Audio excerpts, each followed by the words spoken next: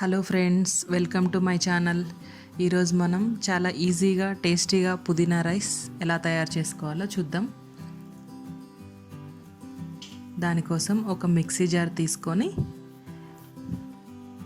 శుభ్రంగా కడిగి పెట్టుకున్న పుదీనాని జార్లో వేసుకోవాలి. ఇప్పుడు కట్ చేసి పెట్టుకున్న ఒక 3 నుంచి 4 పచ్చిమిర్చి తీసుకోవాలి. తగినంత సాల్ట్ వేసుకోవాలి. దీన్ని పేస్ట్ పట్టుకుందాం. పేస్ట్ రెడీ అయిపోయింది. స్టవ్ మీద ఒక కళాయి పెట్టుకొని స్టవ్ ఆన్ చేసుకుందాం. కళాయి వేడెక్కాక తగినంత ఆయిల్ వేసుకోవాలి. ఆయిల్ వేడెక్కాక 2 నుంచి 3 బిర్యానీ ఆకులు వేసుకోవాలి. ఒక 2-3 లవంగాలు, దాల్చిన చెక్క, యాలకులు, కొన్ని జీడిపప్పులు వేసుకోవాలి. కొంచెం కరివేపాకు వేసుకుందాం. ముందుగా కట్ చేసి పెట్టుకున్న ఆనియన్స్ని, పచ్చిమిర్చిని వేసుకుందాం.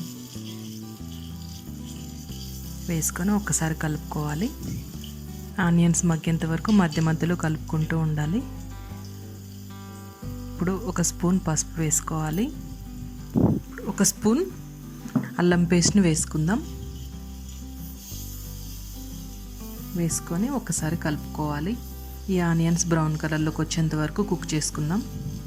ఇప్పుడు ఆనియన్స్ బ్రౌన్ కలర్లోకి వచ్చాయి. మనం ముందుగా పట్టు పెట్టుకున్న పుదీనా పేస్ట్ని ఈ ఆనియన్స్లోకి కలుపుకోవాలి. ఇప్పుడు ఈ పేస్ట్ని ఒక 5 మినిట్స్ కుక్ చేసుకుందాం.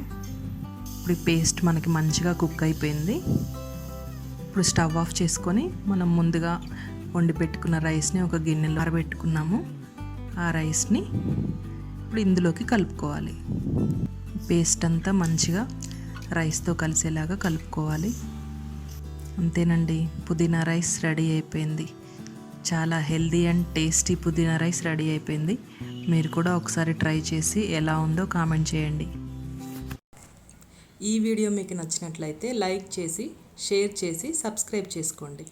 మీ అభిప్రాయాలను కామెంట్ రూపంలో మాకు తెలియచేయండి. Thanks for watching.